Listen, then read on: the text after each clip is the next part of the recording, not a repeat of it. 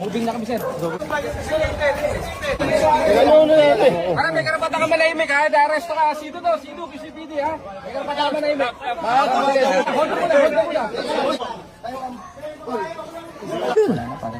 Hold mo muna.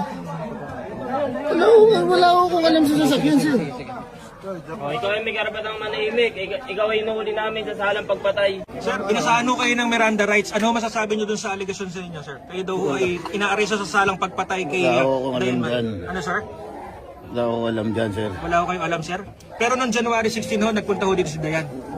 Abogado ko na lang po kausapin nyo. Wala pong kasalanan ng asawa ko. Pero ako po ang laki na kasalanan ko dahil nagsinungaling ako sa inyo. Ano? Asan yung driver? Tingnan, wala pa pala.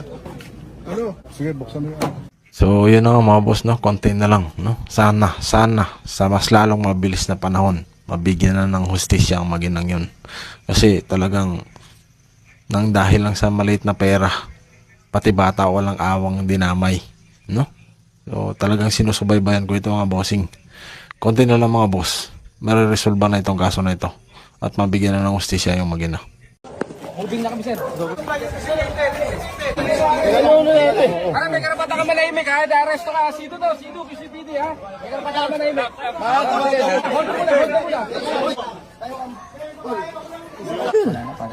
Hold mo muna. Wala akong alam sa sasakyan, sir. Oh, ikaw ay may karapatang manahimik. Ikaw ay inuhuli namin sa salang pagpatay. Sir, pinasaan ho kayo ng Miranda rights. Ano masasabi niyo dun sa allegation sa inyo, sir? Kayo daw ho ay inaaresto sa salang pagpatay kay Wala akong alam Dayan dyan. Ano, sir? Wala akong alam dyan, sir. Wala ho kayong alam, sir? Pero noong January 16 ho, nagpunta ho dito si Dayan.